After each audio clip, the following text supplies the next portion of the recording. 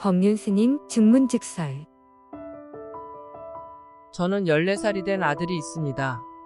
요즘 아이가 사춘기가 시작되었는지 부쩍 저와 거리를 두려고 합니다. 학교 생활은 어떤지, 공부 고민은 없는지 궁금해서 물어보며 퉁명스러운 대답만 돌아옵니다. 그럴 때 서운하고 섭섭한 마음이 들지만 이제 아이가 어른이 되려고 준비하는구나 생각하면서 이해하려 노력합니다. 하지만 제 손길을 거부하는 아이의 행동에 마음을 다치게 됩니다. 제가 잘 모르는 사춘기 남자아이의 세계가 참 어렵게 느껴지는데요. 앞으로 제가 어떤 마음으로 아이를 대해야 저도 상처받지 않고 아이도 만족스러울 수 있을지 여쭤보고 싶습니다. 법륜스님의 대답입니다. 제가 바늘로 콕 찌른다고 기분 나빠하지 않으시기를 바랍니다. 남편분과 사이가 어떠십니까? 아이 사춘기 묻는데 제가 왜 남편분 이야기를 물어볼까요? 어머니도 친구하고 놀아라는 이야기를 드리고 싶어서입니다. 나이가 40이 넘어서 왜 아이와 놀려고 하십니까? 아이는 이제 젊은 남자입니다. 그 젊은 남자는 친구하고 놀고 싶어 합니다. 늙은 여자하고 놀 마음이 없습니다. 그건 잘못된 게 아니라 지극히 정상적인 거예요. 엄마가 밥 해주고 옷 입혀주고 고맙기는 하지만 놀고 싶지는 않습니다. 아이에게 관심 구걸하지 말고 딱 끊으세요. 아무리 젊은 남자에게 잘해봐야 그 남자는 나한테는 관심이 없습니다. 나에게 관심 없는 젊은 남자에게 신경 쓰면 본인은 배신감을 느끼고 앞으로 섭섭할 일밖에 없습니다. 내가 다 키워서 이제 관심을 안 가져도 되는구나 하는 것은 굉장히 기쁜 일입니다. 이게 내 인생 살아라 하고 본인이 관심을 가질 만한 일을 찾으십시오. 아이가 갓난아기 때는 엄마가 내 남편보다도 내 부모보다도 아이를 더 소중히 여겨야 합니다. 윤리가 아니고 생태 원리입니다. 종족을 보존하기 위한 생물학적인 원리입니다. 한두 살 때는 전적으로 100% 아이를 돌봐줘야 합니다.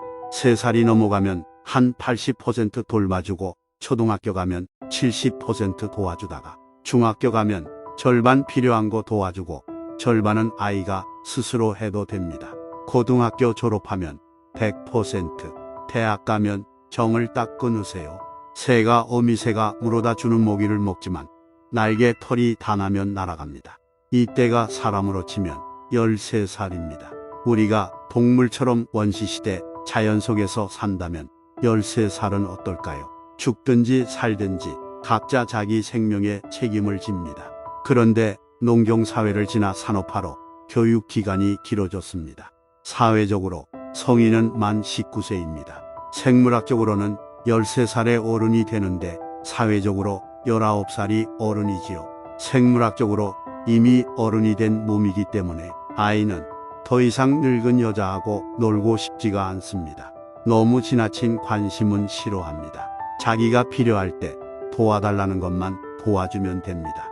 밥 먹으라고 차려줘서 아이가 안 먹으면 그만이라는 생각을 하세요. 엄마가 애정을 아기 때처럼 쏟기 때문에 섭섭함이 생기는 거예요.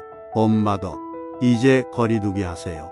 학교 생활 어떠니 물었을 때 신경 쓰지 마 이러면 밥 차려놨으니 알아서 먹어라 하고 관심 끊으시면 돼요.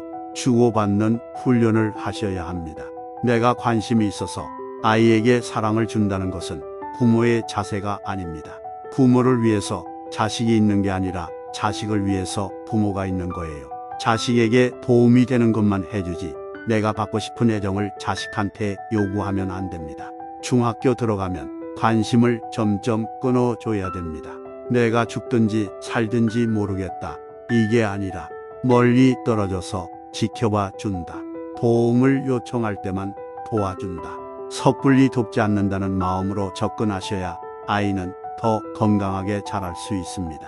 한마디로 이제 커서 육체적으로 성인이 되어 갑니다. 각자 자기 남자, 자기 여자 찾아가는 과정입니다. 중학교 가서 여자친구 사귀었다고 공부 안 한다고 야단치면 안 됩니다. 내 인생 찾아가거나 내 할 일이 끝나가거나 생각해야지. 아들이 그의 남자인 것처럼 다른 여자를 차단을 하고 나한테 관심 가지라고 잡아당기는 것은 앞으로도 큰 고통과 배신감을 겪을 원인을 내가 만들고 있는 것입니다. 예시를 들어보겠습니다. 한겨울입니다.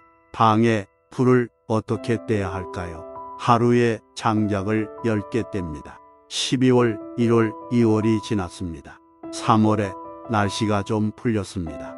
근데도 계속 10개를 떼야 합니까? 장작 개수를 줄여야겠지요. 그렇다고 7월, 8월 정도로 완전히 끊으면 안 되겠지요. 이와 같습니다. 어릴 때는 장작 10개를 떼듯이 겨울처럼 보살펴 주어야 합니다. 사춘기가 되면 점점 줄이고 성인이 되면 딱 끊어 줘야 돼요. 근데 어리석은 사람들은 어릴 때 불을 떼줘야 될 때 겨울에는 불을 안 떼고 나중에 후회해서 이제 다 컸는데 6월에 장작을 뗍니다. 이건 자기 갈증이지 아이에게 도움이 되는 것이 아닙니다. 그러니까 제일 중요한 건 자기가 관심을 끊어주는 겁니다. 무관심하고는 성격이 다릅니다. 지켜봐주기. 조금 떨어져서 지켜봐주고 부모도 자기 인생 살아야 합니다. 내 친구랑 놀고 내 일하고 아이가 도움을 요청하면 좀 도와주고 힘든 일은 엄마도 힘들어 그건 내가 알아서 해. 이런 자율적인 자세를 가져야 아이가 건강하게 자랍니다. 중학교 들어가면 그때부터는 신체적으로 어른이 되어갑니다. 그러니까 성인의 대우를 하기 시작해 주세요. 의견도 존중해 주십시오. 지 멋대로 하라는 게 아니라 의견을 존중해 주고 아닌 거는 아니라고 딱 말해 줘야 합니다. 화를 내면 안 되고 아니야 엄마가 그건 할 수가 없어 내가 알아서 해 울어도 아닌 건 아니야 이렇게 교육하셔야 합니다. 사회적 관계 맺는 훈련을 시켜주세요. 세상에 나가면 딴 사람하고 만날 때의 관계 맺는 방법을 미리 연습시켜야 돼요. 아이에게 학교가 어떠니? 뭐 먹고 싶니? 묻지 마세요. 그런 질문은 누구에게 하느냐? 남편에게, 친구에게 하세요. 내 남자한테 하면 효과가 금방 나고 남의 남자한테 하면 부작용만 납니다. 이거 잘 아셔야 합니다. 근데 대부분 우리나라 엄마들은 남의 남자한테만 온갖 정성을 쏟습니다. 나중에 배신당해서 욕을 합니다. 그래서 괜히 아들 그 여자한테 화풀이 합니다. 간섭하는 것은 올바른 인간관계가 아니다라 하고 명심하세요. 그래야 아들하고 나하고 오래도록 죽을 때까지 갈등 없이 좋은 관계를 맺을 수가 있습니다. 내 남자 아닌 사람한테 투자해봐야 나한테 아무도 없습니다. 나중에 부작용만 생깁니다. 우리나라 엄마들은 잘 안 될 거예요. 남편한테 별로 사랑을 못 받고 아들한테 매달리고 사는 게 대다수예요. 그래서 가족 관계가 복잡합니다. 아이와 나를 위해서 생각을 바꾸십시오.